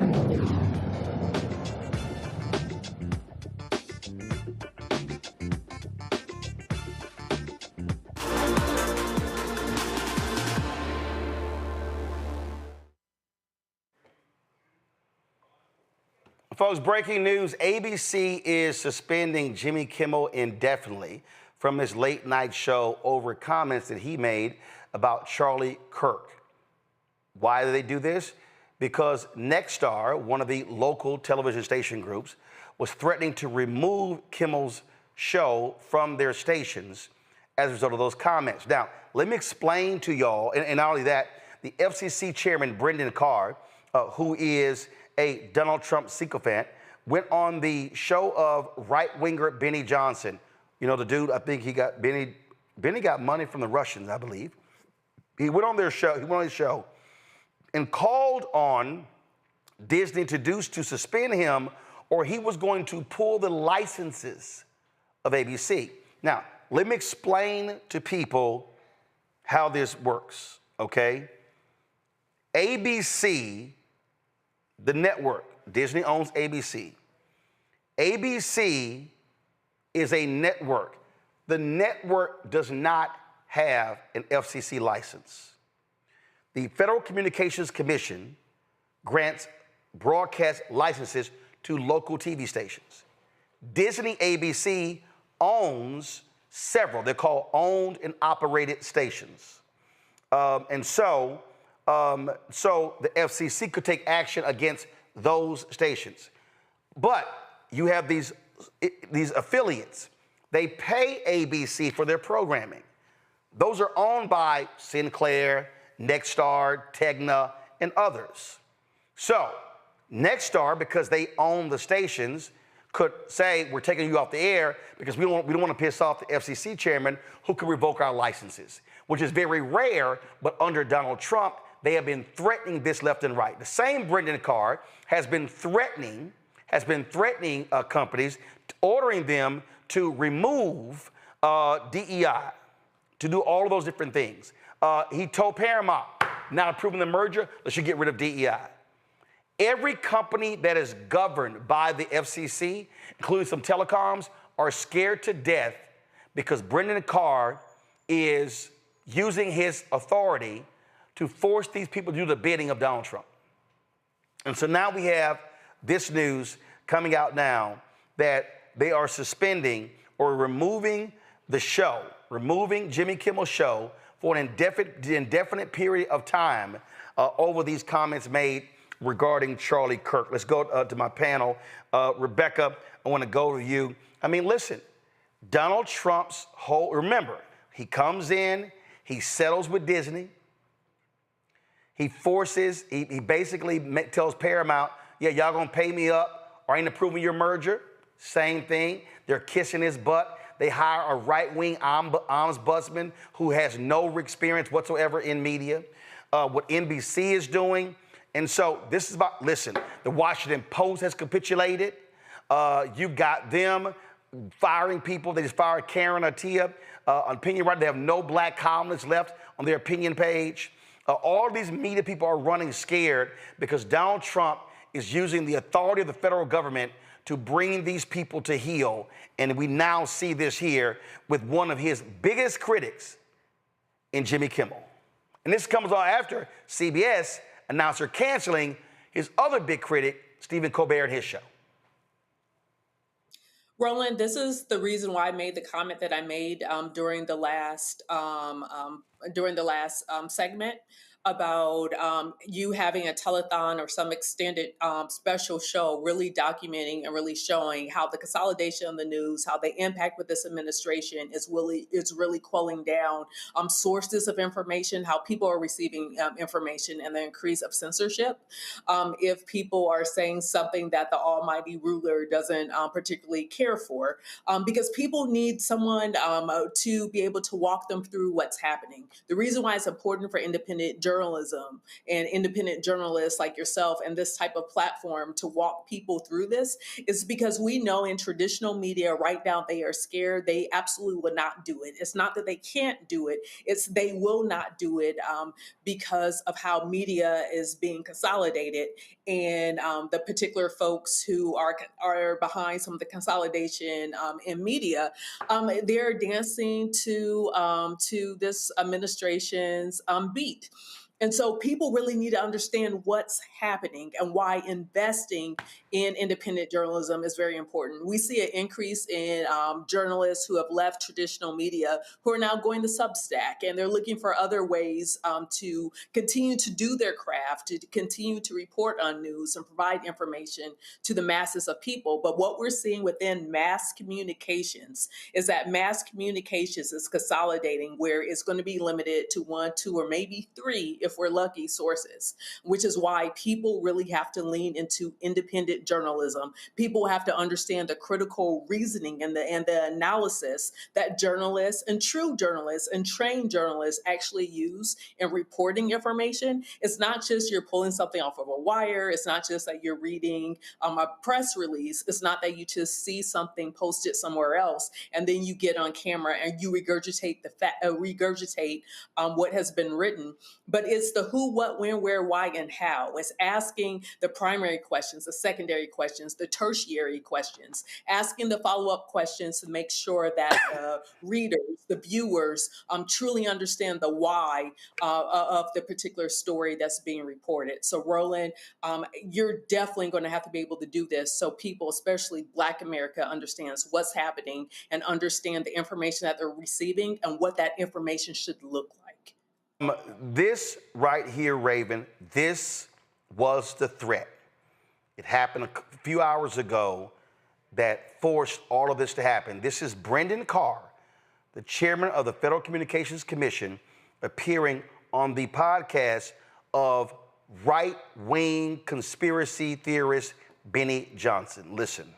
There's actions that we can take on licensed broadcasters, and frankly, I think that it's really sort of past time that a lot of these licensed broadcasters themselves push back on Comcast and Disney and say, listen, we are going to preempt. We are not going to run Kimmel anymore until you straighten this out, because we licensed broadcaster, are running the possibility of fines or license revocations from the FCC if we continue to run content that ends up being a pattern of news distortion. So I think, again, Disney needs to see some change here. But the individual licensed stations that are taking their content, it's time for them to step up and say, this, garbage, to the extent that that's what comes down the pipe in the future, isn't something that we think serves the needs of our local communities. But this sort of status quo is obviously not acceptable where we are.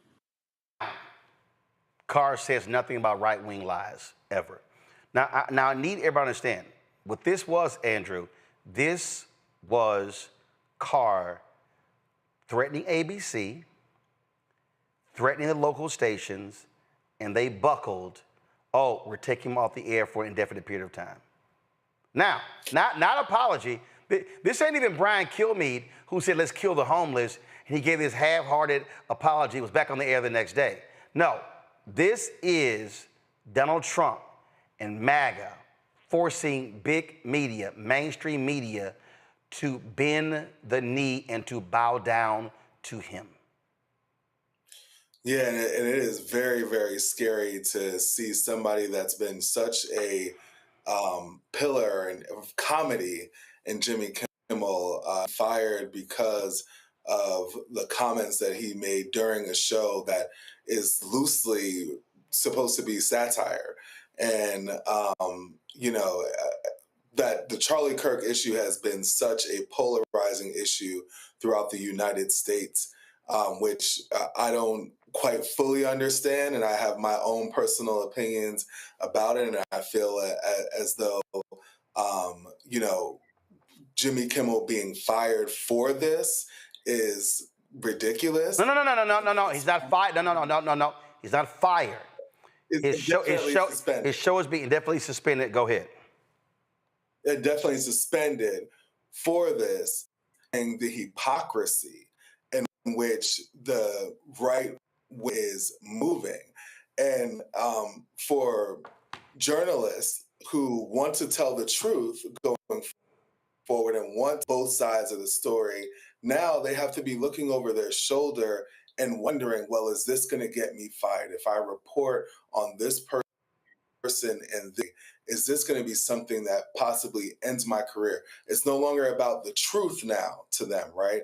It's about the impact of how their bosses or how their bosses' bosses might view this. And it's completely hypocritical because the main argument that they're saying about Charlie Kirk is that he was telling the truth.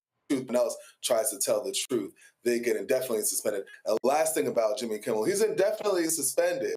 But Roland, it seemed like he might be on the market for a while, so you can't say that. But here's the deal here, Raven, and so we're going to play for y'all. This is exactly what Jimmy Kimmel said. We hit some new lows over the weekend with the MAGA gang desperately trying to characterize this kid who murdered Charlie Kirk as anything other than one of them and doing everything they can to score political points from it. In between the finger pointing, there was grieving. On Friday, the White House flew the flags at half-staff, which got some criticism. But on a human level, you can see how hard the president is taking this. My condolences on the loss of your friend Charlie Kirk. May I ask, sir, personally, how are you holding up over the last day and a half, sir? I think very good. And by the way, right there, you see all the trucks. They've just started construction of the new ballroom for the White House, which is something they've been trying to get, as you know, for about 150 years. And it's going to be a beauty. Yes. He's at the fourth stage of grief, construction.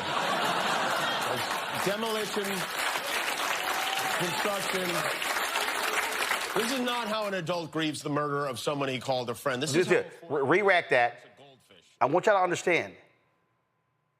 This is why they're mad at him. I want y'all to understand. It literally lasted 3 seconds. So, before I go to Raven, play it again. I want y'all to listen to this here, because to understand why the right is so angry and they call for his head. Listen to this.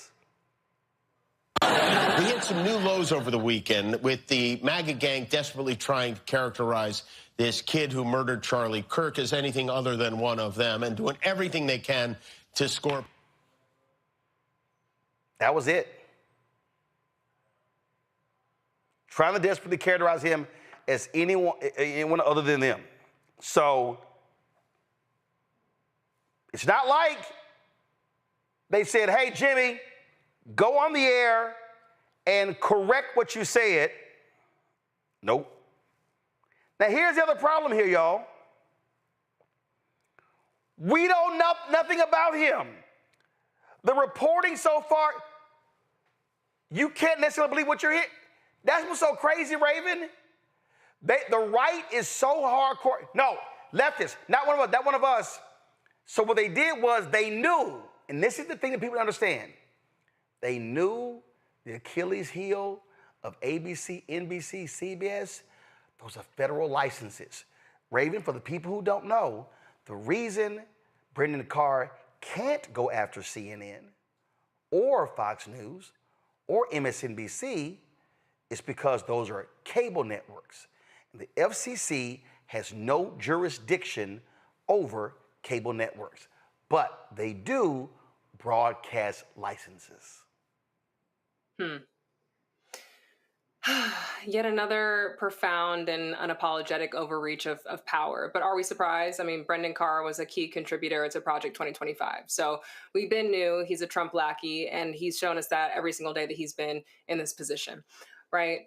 I mean, you know, I think regardless of sort of one's sentiments on what happened to Charlie Kirk and what little information we have about the suspected murderer, what Jimmy is naming is not an unfair thing to name, that there is a problem among white America of young white men being radicalized, of people on the right making it easy for people to get their hands on guns who have no business having their hands on guns.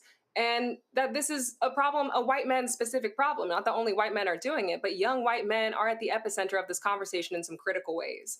So I don't think that was unreasonable to name. And I think it actually says a lot more that there is outrage at that query being posited, as opposed to outrage at the fact that gun violence like this is happening in our country to begin with, gun violence that disproportionately impacts Black and brown people in a lot of ways. And yet the outrage that this white supremacist was gunned down is greater than what I've seen for, you know, the kids that were killed, right, that same day. Charlie Kirk got more coverage. So this is not me trying to hire guys how people are supposed to care or what that's supposed to look like, but it is to say that I think Jimmy is getting to a critical issue in this country that the right does refuse to name, does refuse to reckon with. And the fact that now that this is leading to essentially responses that disallow free speech is really rich, coming from the party that claims to have free speech at the epicenter of its platform. If y'all care about it so much, it's not just free speech when you like what someone is saying, it's free speech because free speech is critical and central to democracy, period. So this is unsurprising, but deeply disappointing and concerning for the state of our democracy. And also, you can actually make a mistake and you come back and correct it. But I need people to understand, where the right's state of mind is right now. This is Texas Congressman Troy Nehls today on Capitol Hill. Y'all, this is not AI.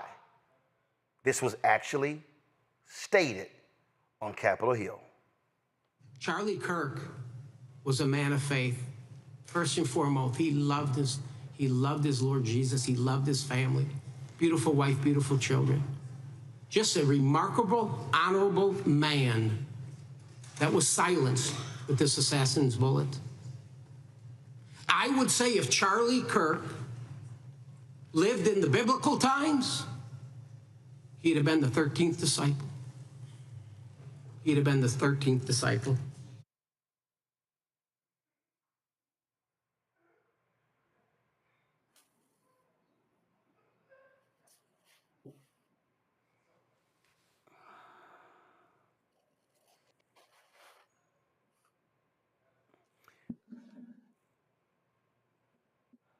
He also wouldn't have become a conservative star because if he had been one of the disciples sitting on the teachings of Jesus, he would not have had the opinions that he had.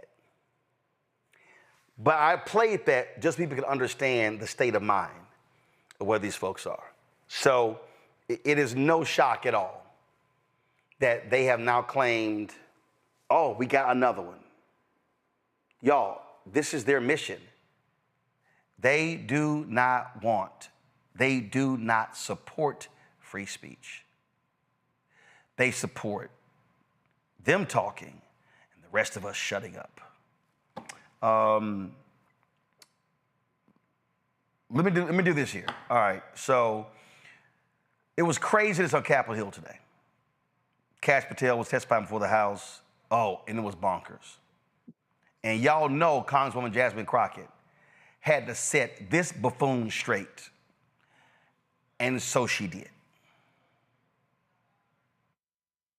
I definitely take issue with a number of decisions that Donald Trump makes, especially when it comes to the people that he decides to appoint to very important positions, including this one, because I did have to make sure that I wasn't going crazy. But when I say that you are the least qualified FBI director in the history of the FBI, that is real, because you are the only one that never even served with the FBI prior to joining, yet we are supposed to believe that you are the greatest thing since sliced bread. I didn't ask you a question. Now, what I want to go through is to talk about why you are a failure and why, honestly, we just need to tell you bye-bye. I know that you got a little upset and you put on your show for your boss because it seems like you're trying to save your job when it came to talking to Senator Booker yesterday. But let's go through some of your failures.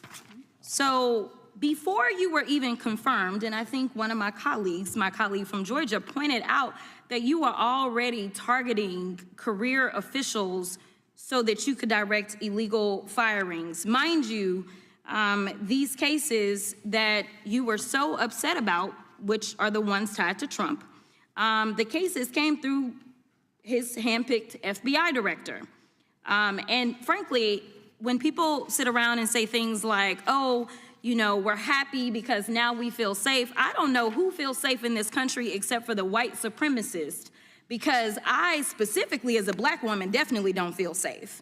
And frankly, my colleagues have been real nice to you today, and I applaud them, but I don't have the same demeanor because I know that multiple colleagues on this side of the aisle have faced death threats. In fact, somebody tried to kill one of my colleagues. And frankly, I don't know if this FBI or under your leadership, if those people would have been caught. I don't have any confidence in you. And if we start talking about the reasons that I lack confidence, we could start with you not just wanting to acknowledge some simple facts. Simple facts like the vast majority of the threats are coming from right-wing extremism. And I know my colleagues have tried to stress this, but I decided that I would maybe do it in a different way. Number one, I have a couple of UCs. Kim Buck, one of multiple Republicans receiving death threats for voting against Jim Jordan as House Speaker. Without objection. Another one, Republican lawmaker says she received death threats after voting against Jim Jordan in Speaker's race. Without objection. In addition, there was another one from another colleague who now is leaving Congress because they said that they were calling his wife anonymously and threatening her life to the extent that she ended up sleeping with a firearm. Without objection. Okay, so here's the deal. How are we supposed to have confidence when you're sitting up here telling the Senate yesterday that it will take you 14 years before you can get the FBI fully staffed to do their jobs? You're also now redirecting resources so that they can go and play ICE agents on the streets. You're getting rid of your most qualified people, and even when it came down to somebody that you consider to be a friend, you were posted up having some fancy dinner to the extent that you posted not only once erroneously, you posted twice erroneously as it relates to catching somebody, and then you want to go and say, let me take a victory lap. Because honestly, if it wasn't for parents deciding that they were going to turn in their child, it seems like y'all wouldn't have got there, even though he literally confessed online. So I'm confused about what it is that the FBI is doing except for trying to put on a show for the apprentice or whatever you want to call him. The day after all of this took place, there was domestic terrorism that was taking place at HBCUs. They were targeted. Yet I didn't hear anything from the FBI about what was going on. And again, black people kept saying, how did we end up in this? Because the numbers are so very clear that white supremacy is a problem. And honestly, I've not heard anything out of you today that makes me believe that you're gonna do anything about the white supremacy problem. The one that is leading to children being killed, children being shot, as well as members of their community as they're worshiping in their churches. Well, she absolutely nailed that. And frankly, Raven, we need more of that. I mean, I don't think people really understand what we're facing. They don't really understand these people. They don't care about the First Amendment, except when it applies to them. They live in constant victimhood. They love talking about black people. Why are you always playing the victim? The greatest people who play the victim the most are Republicans, conservatives. I mean, they think, oh my God, we can't have jobs, no one wants to hear us, we can't. That's all they do is whine. And they truly have an idiot running the FBI in Kash Patel. Mm-hmm. You're absolutely spot on, Roland. I mean, I just love watching that clip. Congresswoman Jasmine Crockett is such a firecracker. She just don't miss, does she? Oh my God, every time she opens her mouth, I'm like, yes, pop off. Not a single lie was told, right? And I felt her when she said that she does not feel safe in this country as a black woman. That's real. I mean, let's call it how it is. Trump is a white supremacist. His cohort of supporters either are white supremacists themselves or excuse white supremacy. And maybe those are the same things, right? And so Kash Patel obviously falls under that umbrella, and people who fall under that umbrella cannot be trusted with our safety, period. And we see that truth proven to us over and over again. The point that she elucidated around HBCUs being targeted in the wake of Charlie Kirk being murdered is really critical, right? Because we're talking about an institution, the FBI and policing, institutions that emerge from a lineage and an origin story of slave patrols, institutions that were created explicitly, let's be clear, explicitly to protect white people and white property.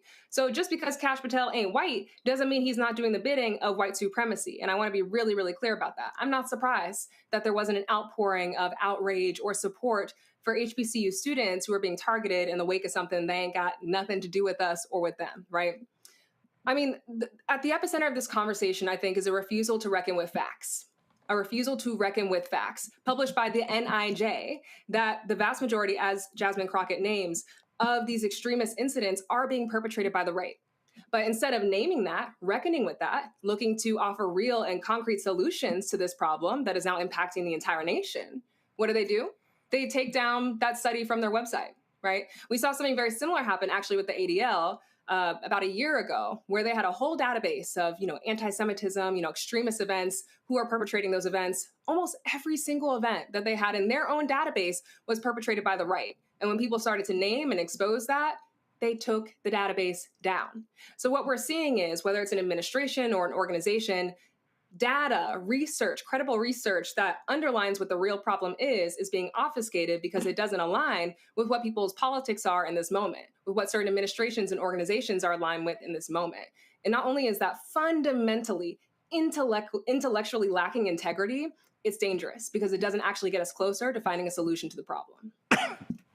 Andrew? Washington, D.C. is coming off of about a month of occupation from the federal government because of dangerousness.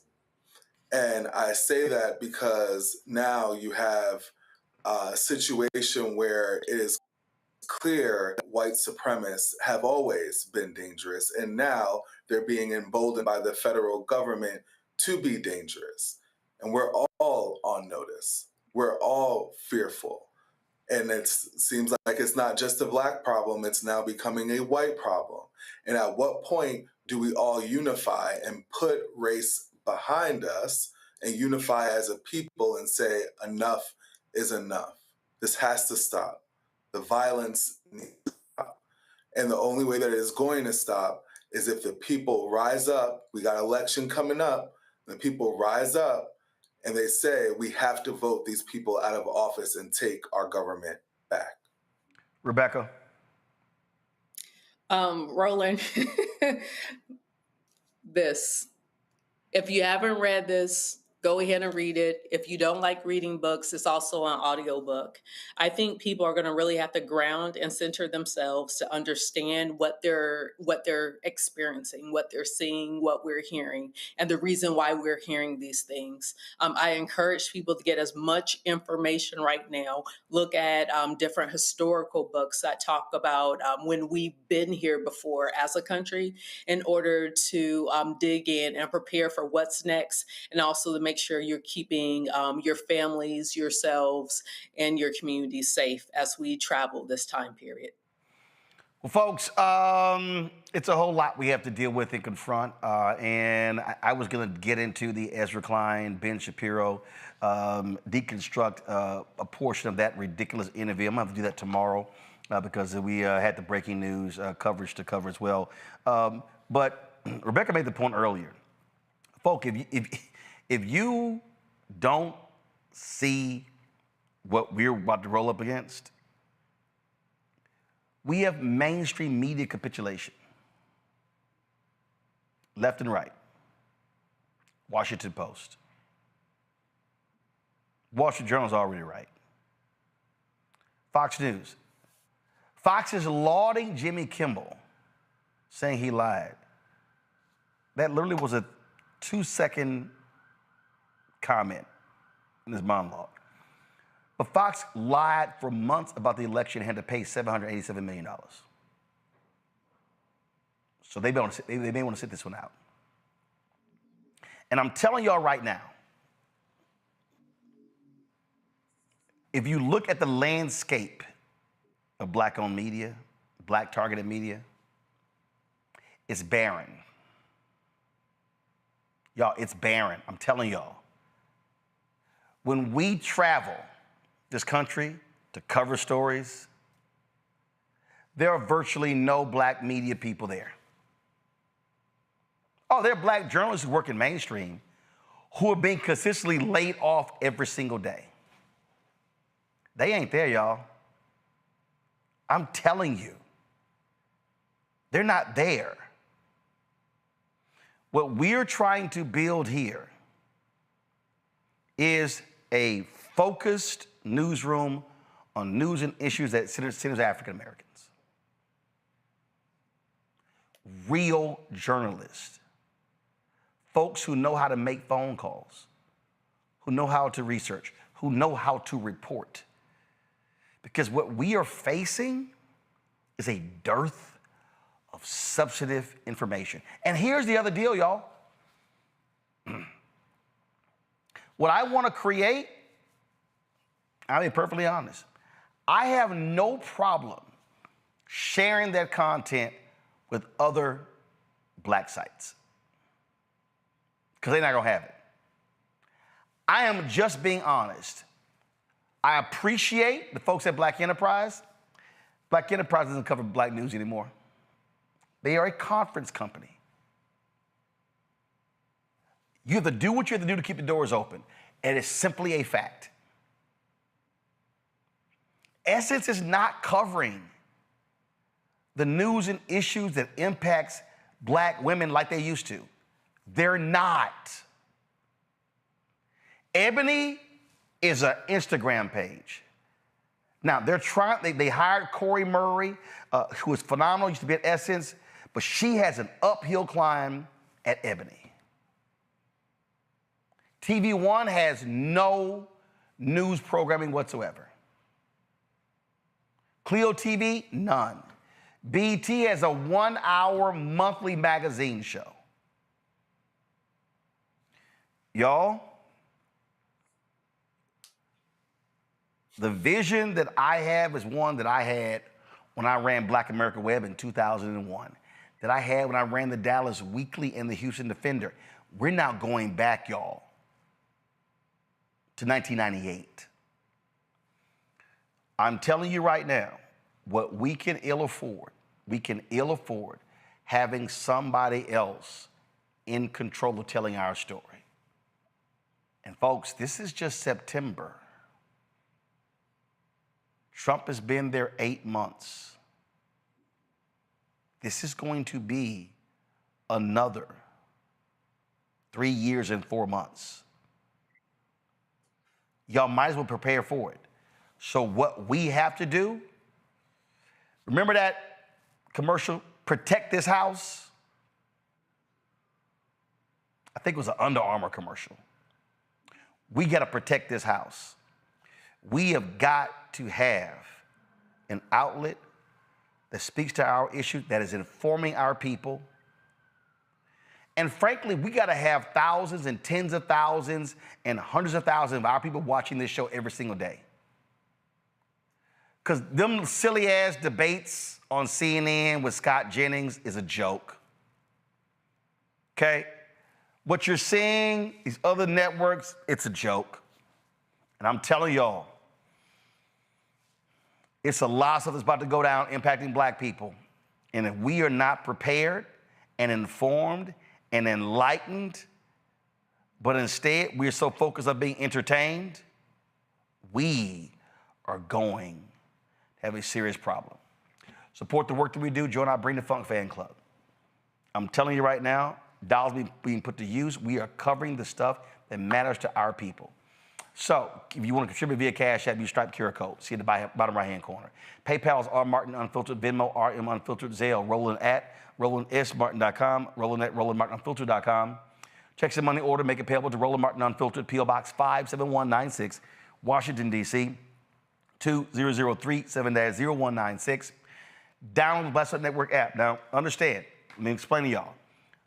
The reason I want you to watch our show on our YouTube channel, because we generate more revenue based upon the views. Come on, come to me. Thank you, come to me, thank you. Come on.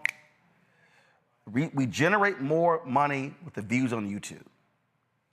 But the reason I spend $160,000 a year on the app, and we do not make money on the app, but I spend that money every year in case Facebook, YouTube, Twitch, or Instagram says, no, we're not gonna run that show. That's why I want you to download the app. So we always have a place for our content to go, and we're not controlled by somebody else. Android phone, Apple TV, Apple phone, Android phone, Apple TV, Android TV, Roku, Amazon Fire TV, Xbox One, Samsung Smart TV. Get my book, White Fear, How the Browning of America is Making White Folks Lose Their Minds, available at bookstores nationwide. Get the audio version on Audible. Get our Black Star Network, Roland Martin Unfiltered swag. Go to shopblackstarnetwork.com. Support the black-owned products you see to my right. We have all these products on shopblackstarnetwork.com. Also, I want every single one of you downloading Fanbase. Fanbase is a black-owned social media platform that allows for us to be able to speak freely. And so if Instagram decides to say, no, Raven, we're banning you, and trust me, they're doing that. It's not gonna happen on Fanbase. Y'all, I'm trying to tell y'all what's going on here. The ability to have audio rooms, video, all that sort of stuff on the app, they've done a whole new update. Those things have happened. Things have been cleaned up. I'm telling y'all, even these tech people are buckling to Donald Trump. They're bending the knee. The oligarchs, the people who got FU money, are scared of him. We cannot buckle to fascism. Download Fanbase and support it if you want to invest. StartEngine.com/Fanbase. Raven, thanks a bunch. Rebecca, thanks a bunch. Andrew, I appreciate you being on the show as well. Thank all three of you being on today's panel. I really appreciate it. Folks, that's it. I'm going to see y'all tomorrow right here. Roland Martin Unfiltered on the Black Star Network. Holla!